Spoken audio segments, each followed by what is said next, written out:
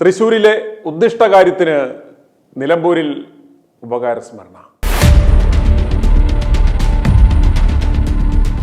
പ്രവർത്തന രീതികൾ അവലോകനം ചെയ്ത് ബി.ജെ.പിയുടെ കേരള ഘടകത്തെ സി.ജെ.പി അഥവാ കമ്മ്യൂണിസ്റ്റ് ജനതാ പാർട്ടി എന്ന് വിളിച്ച യുവ കോൺഗ്രസ് നേതാവും പാലക്കാട് എം.എൽ.എയുമായ രാഹുൽ മാങ്കൂട്ടത്തെ എന്ന് പലരും പരിഹസിച്ചിരുന്നു.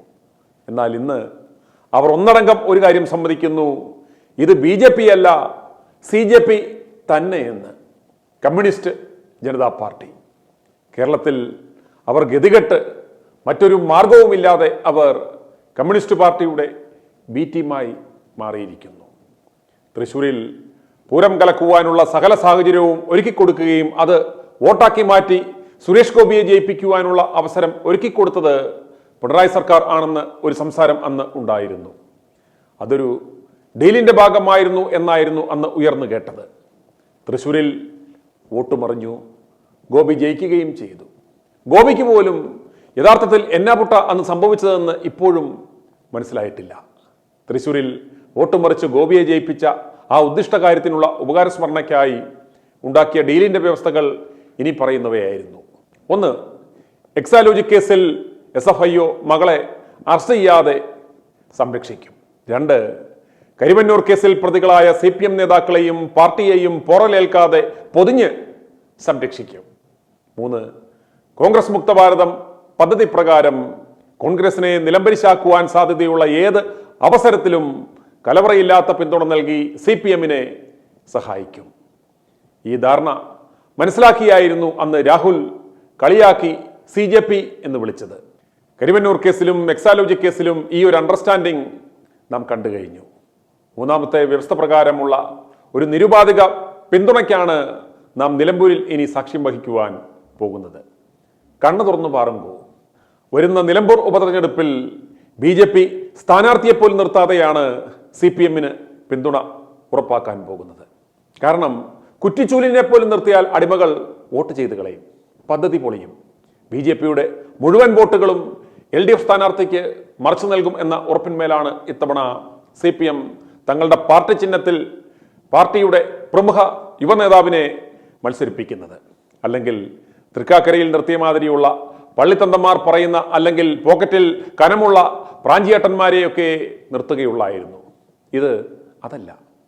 സാധാരണ സ്വതന്ത്രന്മാരെയും കാലുവാരികളെയും സർട്ടിഫൈഡ് ചെറ്റകളെയും ഒക്കെ തെരഞ്ഞുപിടിച്ചു കൊണ്ടുവന്ന് മത്സരിപ്പിക്കുന്ന LDF എന്തുകൊണ്ടാണ് ഇത്തവണ ചാൾസ് ശോഭരാജിന്റെ ആ ധൈര്യം കാണിച്ചത് എന്ന് പലരും തമ്മിൽ ചോദിക്കുന്നത് കേൾക്കുകയുണ്ടായി. ഇതാണ് അതിൻ്റെ കുട്ടൻസ്.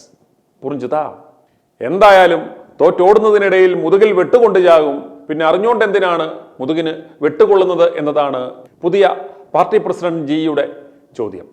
കഴിഞ്ഞ തവണ 2021 നിലമ്പൂരിൽ BJP സ്ഥാനാർത്ഥിയായിരുന്ന അഡ്വക്കേറ്റ് TK അശോകുമാറിന് ലഭിച്ചത് അന്ന് 8595 വോട്ടുകളായിരുന്നു.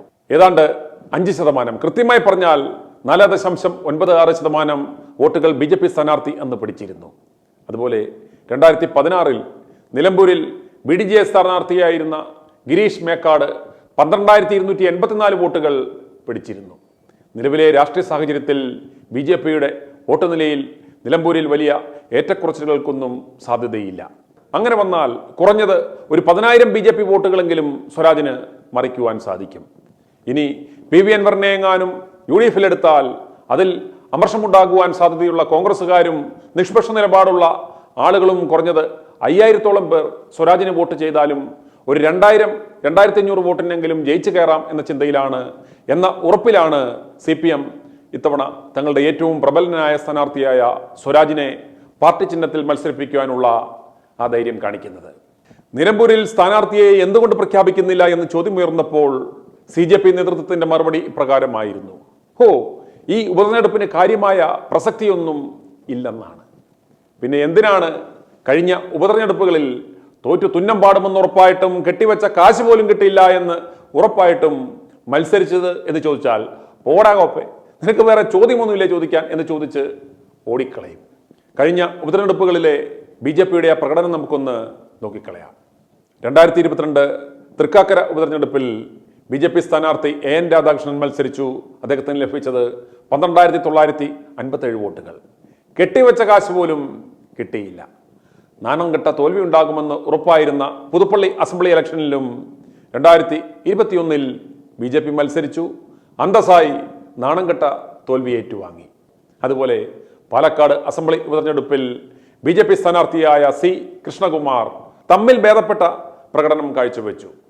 39,549 വോട്ടുകൾ അദ്ദേഹം നേടുകയുണ്ടായി. ഈ വരുന്ന നിലമ്പൂർ ഉപതെരഞ്ഞെടുപ്പിലും അവർ ഒരു കുറ്റിച്ചൂലിനെ പാർട്ടി ചിഹ്നത്തിൽ നിർത്തിയിരുന്നുവെങ്കിൽ കുറഞ്ഞത് ഒരു 10,000 വോട്ടുകളെങ്കിലും പാഴാക്കുമായിരുന്നു. ആർക്കും ഒരു പ്രയോജനമില്ലാതെ. എന്നാൽ ഇത്തവണ ഒരു മാറ്റം അവർ പരീക്ഷിക്കാൻ പോവുകയാണ്.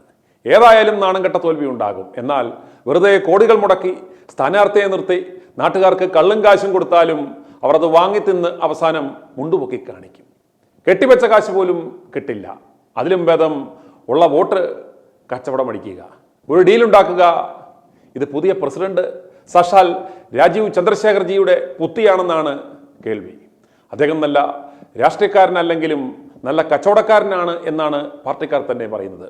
നല്ല ബിസിനസ് മൈൻഡുള്ള ആളാണെന്ന് പറഞ്ഞപ്പോൾ ഇത്രയും ജീനിയസ് ആണെന്ന് ഓർത്തിരുന്നില്ല. ഇത്തവണ നിലമ്പൂരിൽ വോട്ട് മറിച്ച് സഹായിച്ചാൽ വരുന്ന നിയമസഭാ തെരഞ്ഞെടുപ്പിൽ തിരുവനന്തപുരത്ത് CPI തേച്ച് ചന്ദ്രശേഖർജിയെ സഹായിക്കാമെന്നാണത്രേ കാതലായ തുടർടി.